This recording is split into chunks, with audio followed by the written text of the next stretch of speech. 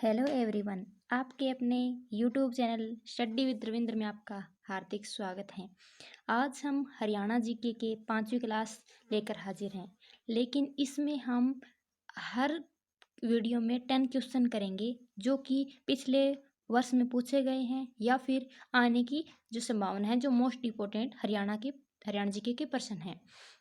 तो इस सीरीज़ में हम 1000 क्वेश्चन को करने वाले हैं, लेकिन हर वीडियो में 10-10 क्वेश्चन करेंगे। तो आप इस वीडियो को में जुड़े रहिए और आगे भी शेयर कर दीजिए। अगर आप चैनल पर पहली बार आए हैं तो चैनल को सब्सक्राइब करना ना भूलें। आज हम सीईटी को टारगेट करते हुए हरियाणा जीके पढ़ रहे हैं। इसका जो 10 क्वेश्चन करेंगे हर वीडियो में, इसकी सीरीज़ का आज हम पहला क्वेश्चन देखते हैं। राष्ट्रीय डेयरी अनुसंधान कहाँ है? इसमें हरियाणा की बात नहीं कही गई, इसमें पूछा गया राष्ट्रीय डेयरी अनुसंधान कहाँ है, लेकिन है वो हरियाणा में। तो है तो राष्ट्रीय डेयरी, बट कहाँ है? हरियाणा में। तो ये हरियाणा जीके का इम्पोर्टेंट क्वेश्चन बना है, ये प्रीवियस पेपर में भी पूछा गया है। तो ये कहाँ है? हरियाणा के करनाल जिले में है, और हरियाणा के करनाल जिले में है। और इसकी स्थापना कब हुई थी? 1955 में हुई थी। तो ये आपको ध्यान रखना है कि राष्ट्रीय डेयरी अनुसंधान संस्थान कहाँ है। तो ये इंडिया जीके में पूछा जा सकता है, क्योंकि ये राष्ट्रीय डेयरी अनुसंधान है, और हरियाणा जीके के हिसाब से भी ये इम्पोर्टेंट है, क्योंकि हरियाणा के करनाल जिले में है। और इसकी स्थापना कब हुई? 1955 में हुई। अब देखते हैं करनाल में और क्या है जो कि हम और भी पेपर में पूछा जा सकता है। तो देखते हैं, करनाल में है गेहूं अनुसंधान निदेशालय। गेहूं अनुसंधान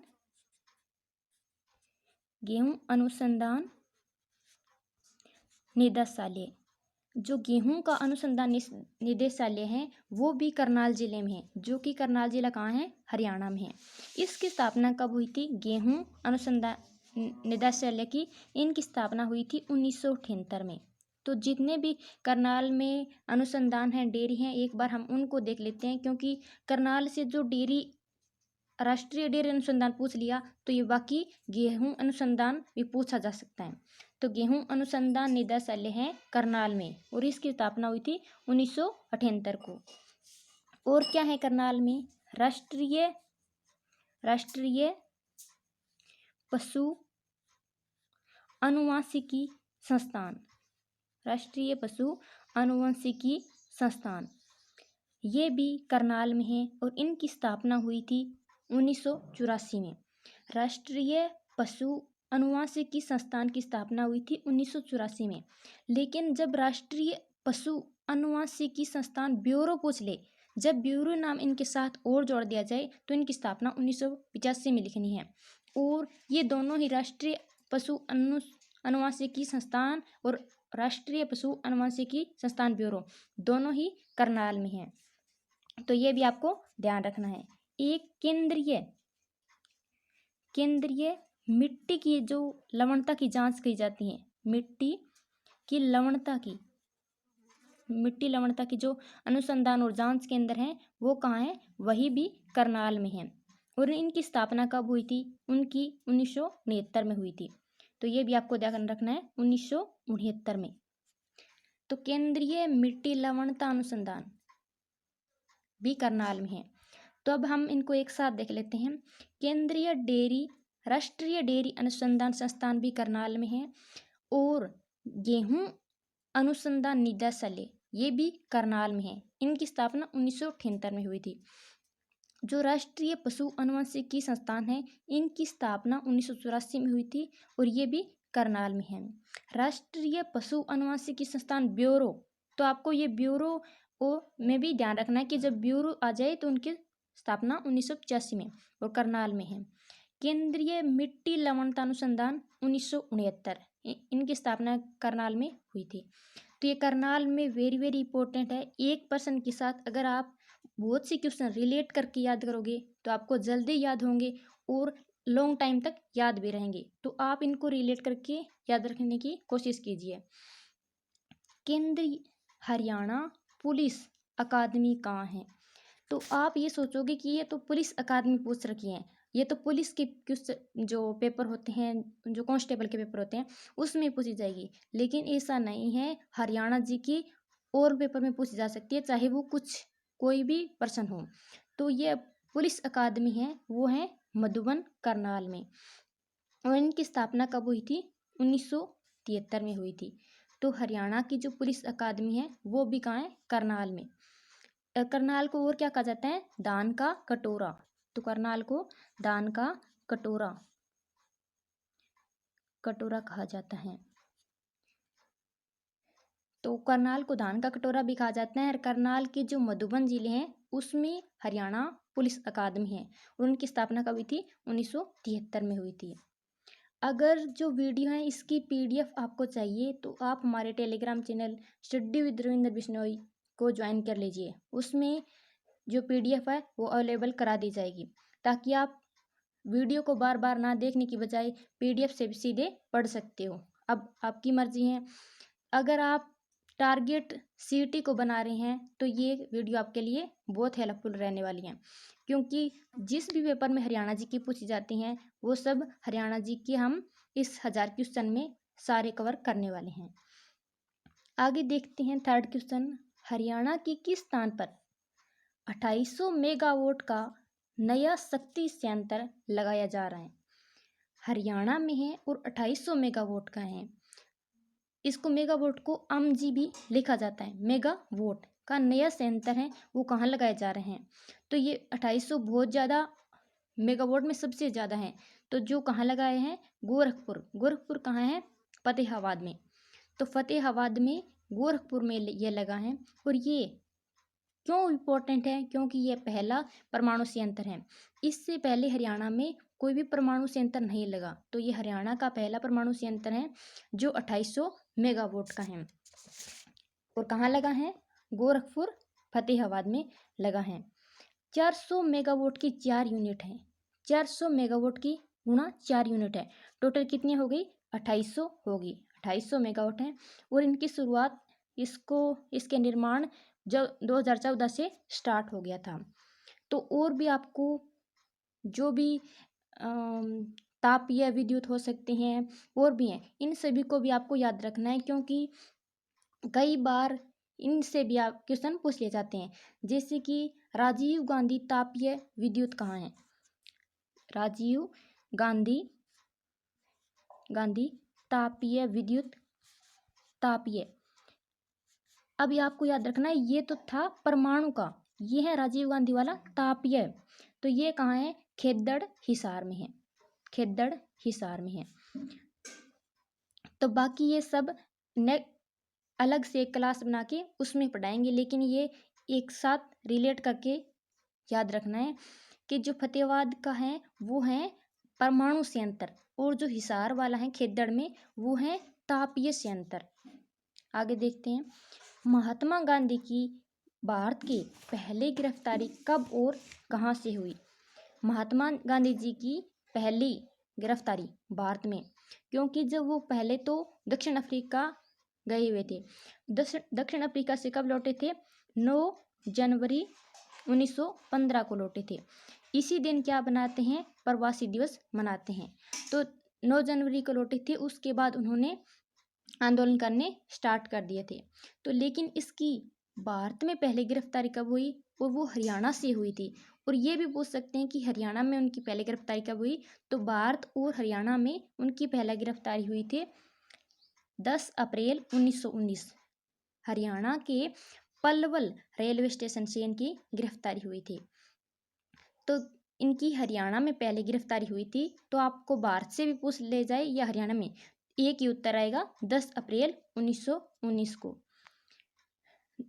महात्मा गांधी जी की हत्या की थी नथुराम गोडसे ने, और नथुराम गोडसे को 15 नवंबर 1949 में अंबाला जेल में फांसी दे दी गई। 15 नवंबर 1949 में अंबाला जेल में महात्मा गांधी जी की जिनकी हत्या की थी नथुराम गोडसे को फांसी दे दी गई। तो ये बात आपको ध्यान रखनी है। आगे झील देखते हैं, क्योंकि झील वैसे तो 6 ही हैं। अब एक बार तो इसने हरियाणा में जेल 6 ही मानी, लेकिन वैसे हरियाणा की जेलें पढ़ते हैं तो हरियाणा की जेल 20-25 हैं। इन सभी को हमें याद करना पड़ता है, अच्छी चाहे 6 माने। जो दमदमा झील है वो हरियाणा के कौन से जिले में है? तो जो दमदमा झील है वो हरियाणा के गुरुग्राम जिले में है। तो ये ध्यान रखना है कि दमदमा झील कहाँ है? गुरुग्राम में। और हरियाणा की सबसे बड़ी झील कौन सी है? दमदमा झील। दमदमा झील हरियाणा की सबसे बड़ी झील है। और आपको याद रखनी है बड़खल झील। बड़खल झील कहाँ है? ये बहुत बार प्रीवियस पेपर आप उठाकर देखिए। बड़खल झील, तो बड़खल झील है फरीदाबाद में। बड़खल झील और सूरजकुंड झील भी फरीदाबाद में। तो फरीदाबाद में है बड़खल और सूरजकुंड झील। दमदमा झील हरियाणा की सबसे बड़ी झील है। भिंडावास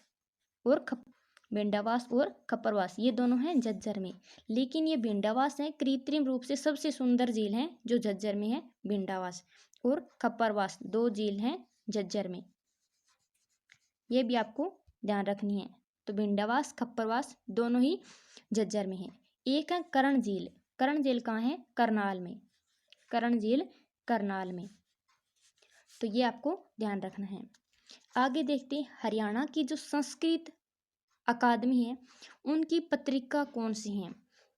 तो इनको भी आपको वेरी वेरी इंपॉर्टेंट में याद रखना है। जितनी भी ये अकेडमी है उनकी सभी की पत्रिका है, उनका नाम आपको याद रखना है। हरियाणा संस्कृत साहित्य अकादमी। तो आप इनमें कंफ्यूज मत होना। संस्कृत जो प्रय है, इस नाम से आपको लगता है कि ये संस्कृत का नाम है प्रय, तो संस्कृत का नाम लगता है प्रय, तो इससे याद रखना कि हरिप्रभा किसकी है? संस्कृत साहित्य अकादमी की पत्रिका है। और जो हिंदी साहित्य अकादमी है उनकी पत्रिका क्या क्या नाम है? हिंदी साहित्य की, इनके नाम है हरिगंधा। इनका नाम है हरिगंधा, जो कि हरियाणा की हिंदी साहित्य अकादमी की पत्रिका है हरिगंधा। और जो उर्दू साहित्य अकादमी है, हरियाणा के जो उर्दू साहित्य अकादमी है उसकी पत्रिका क्या नाम है? उर्दू साहित्य अकादमी। इनके नाम है जमुना तट। संस्कृत की साहित्य अकादमी का हरिप्रभा, हिंदी साहित्य अकादमी का हरिगंधा और उर्दू साहित्य अकादमी का जमुना तट। और जो पंजाबी साहित्य अकादमी है उसका क्या नाम है? शबद-बूंद। तो पंजाब में भी ब आता है, पंजाबी में ब आता है और शबद-बूंद में भी ब आता है, शबद-बूंद। तो इन सभी को याद रखना है। एक वेरी वेरी इंपॉर्टेंट क्वेश्चन है, वो बहुत बार पूछा गया है कि सूचना और जो लोक संपर्क विभाग है उसकी पत्रिका क्या नाम है? सूचना और जो लोक संपर्क विभाग है उसकी पत्रिका का क्या नाम है? उसका नाम है हरियाणा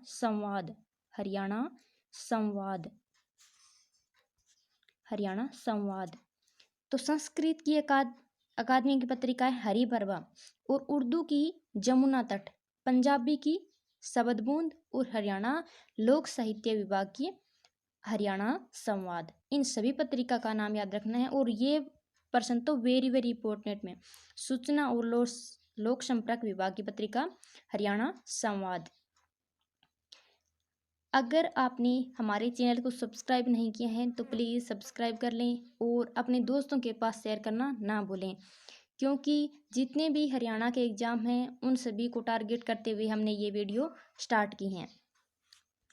आगे हम देखते हैं यूनिवर्सिटी।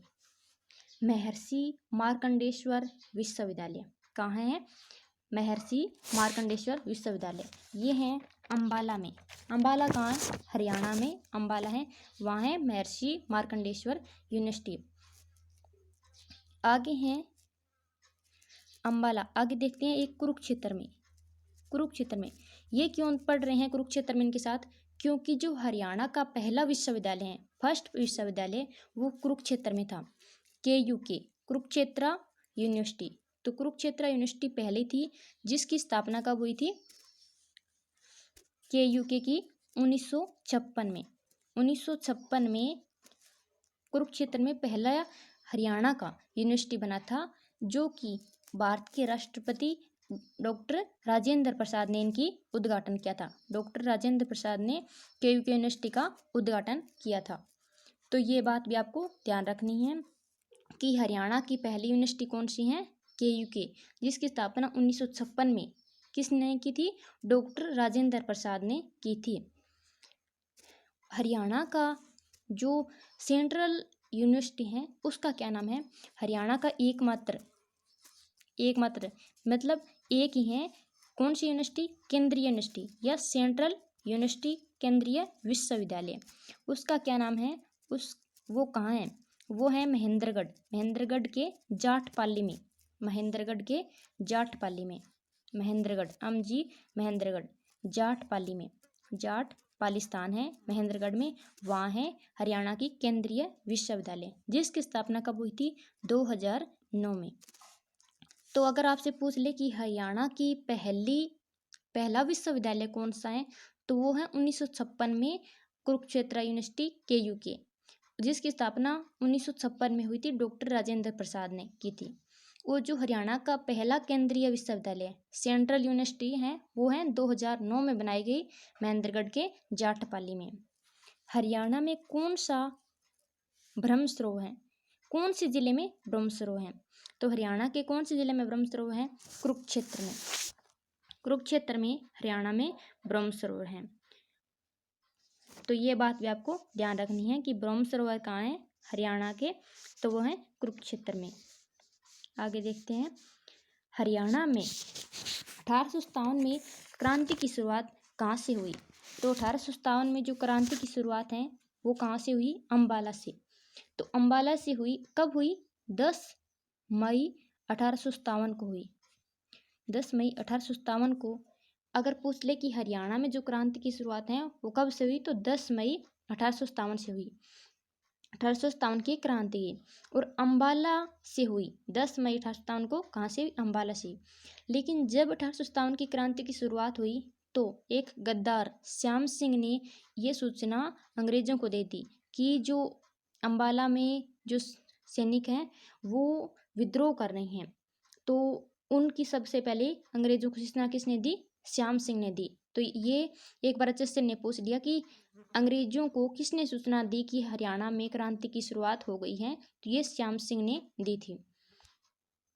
आगे देखते हैं, बाणभट्ट ने कौन सी पुस्तक की रचना की थी, तो बाणभट्ट ने कौन सी पुस्तक की रचना की थी, हर्षचरित्र की।